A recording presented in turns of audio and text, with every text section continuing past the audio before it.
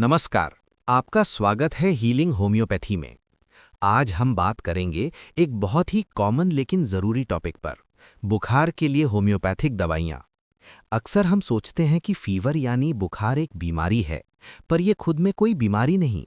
ये हमारे शरीर का एक सिग्नल है, एक संकेत कि अंदर कुछ ठीक नहीं है, कोई इन्फेक्शन या इन्फ्लेमेशन चल रहा है।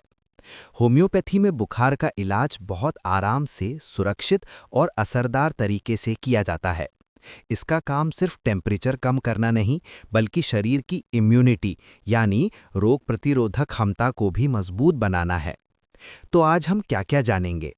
हम देखेंगे बुखार के अलग-अलग प्रकार, उनके खास लक्षण यानी सिम्टम्स, और सबसे इम्पॉर्टेंट कि कौन सी होम्योपैथिक दवा कब लेनी चाहिए।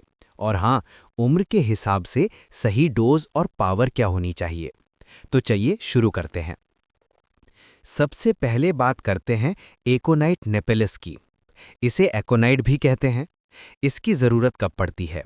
अगर बुखार अचानक से शुरू हो, एकदम से, मान लीजिए आप बाहर ठंडी हवा में थे और घर आते ही कपकपी के साथ तेज बुखार चढ़ गया, या किसी डर के बाद ऐसा हुआ, ये एकोनाइट का केस हो सकता है। इसमें पेशेंट बहुत बेचैन रहता है, बार बार करवट बदलता है और दिल में एक अजीब सी घबराहट महसूस होती है। ऐसे सिम्टम्स में आप एकोनाइट दे सकते हैं। इसकी पावर होगी 30 या 200।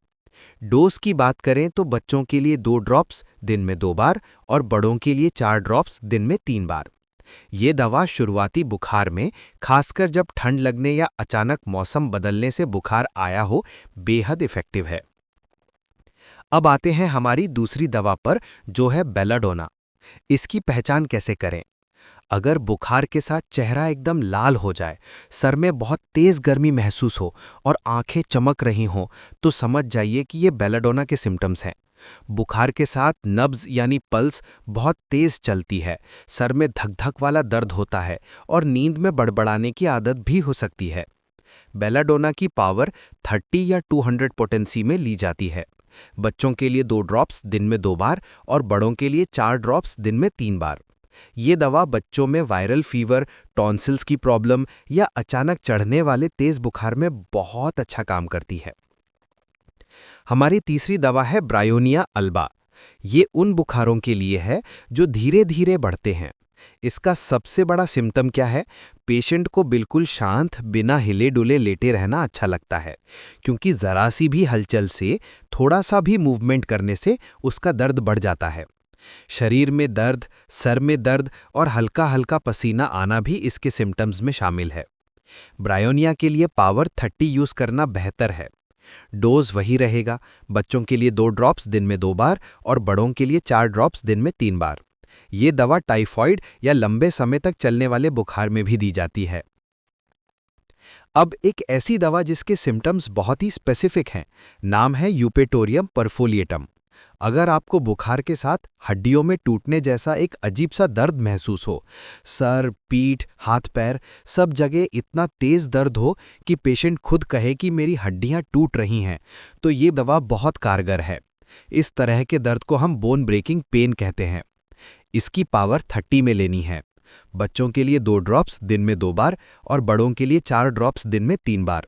ये डेंगू जैसे वायरल बुखार में, जहां शरीर में बहुत तेज दर्द होता है, काफी उपयोगी मानी जाती है। नेक्स्ट मेडिसिन है जेलसीमियम। इसकी ज़रूरत तब पड़ती है जब बुखार के साथ शरीर में भारीपन हो, हर वक्त नींद जैसा महसूस हो और आंखें सुस्त या ड्रूपी लग रही हों। पेशेंट को बोलने या हिलने-डुलने में भी आलस महसूस होता है।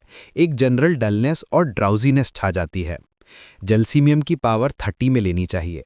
बच्चों के लिए 2 ड्रॉप्स दिन में 2 बार और बड़ों के लिए 4 ड्रॉप्स दिन में 3 बार। ये दवा उन बुखारों में दी जाती है जो मौसम बदलने, वायरल इन्फेक्शन या स्ट्रेस के कारण आए हों। अब बात करते हैं रस्टॉक्स टोकिकोडेंड्रॉन की, जिसे आमतौर पर रस्टॉक्स कहते हैं। इसके सिम्टम्स ब्रायोनिया से बिल्कुल अलग हैं। इसमें बुखार के साथ जोड़ों में दर्द और अकड़न होती है और ठंड लगती है, लेकिन पेशेंट को आराम शांत लेटने से नहीं, बल्कि हिलने-ढुलने से मिलता है। The first movement is painful, लेकिन लगातार चलने फिरने से दर्द में आराम मिलता है। रस्टॉक्स की पावर 30 में ली जाती है।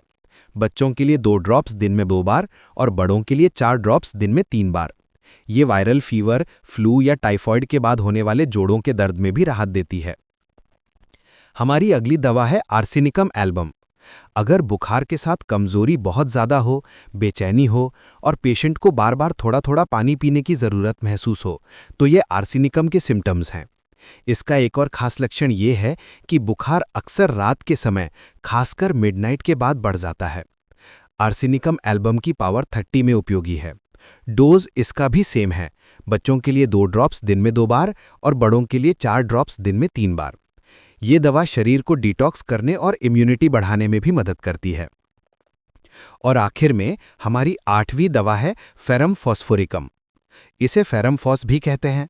ये दवा बुखार की बिल्कुल शुरुआती स्टेज में दी जाती है, जब बुखार अभी तेजी से चढ़ना शुरू नहीं हुआ है, शरीर में हल्की गर्मी और कमजोरी महसूस हो रही है। ये एक बहुत हल्की और प्रभावी दवा है। ये खास तौर पर बच्चों के लिए बहुत सुरक्षित मानी जाती है। इसकी पावर 6x या 12x में टैबलेट फॉर्म में आती है। डोज बच्चों के लिए 2 टैबलेट्स दिन में 2 बार और बड़ों के लिए 4 टैबलेट्स दिन में 2 बार। ये शुरुआती सर्दी जुकाम और हल्के बुखार में बहुत उपयोगी होती है।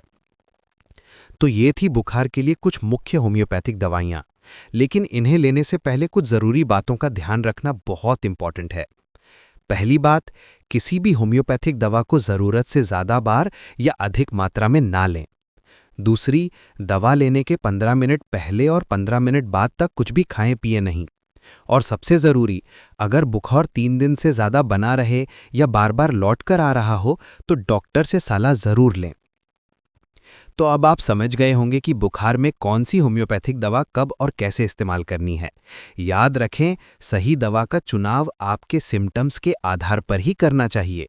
होम्योपैथी की सबसे बड़ी खूबी यही है कि ये शरीर की नेचुरल हीलिंग प्रोसेस को सपोर्ट करती है और इसके आमतौर पर कोई साइड इफ़ेक्ट्स नहीं होते। अगर ये जानकारी आपको उपयोगी लगी हो तो इसे लाइक करें, शेयर करें और चैनल को सब्सक्राइब करें ताकि ऐसी ही हेल्थ टिप्स आपको समय पर मिलते रहें। धन्यवाद। स्वस्थ रहें, खुश रहें।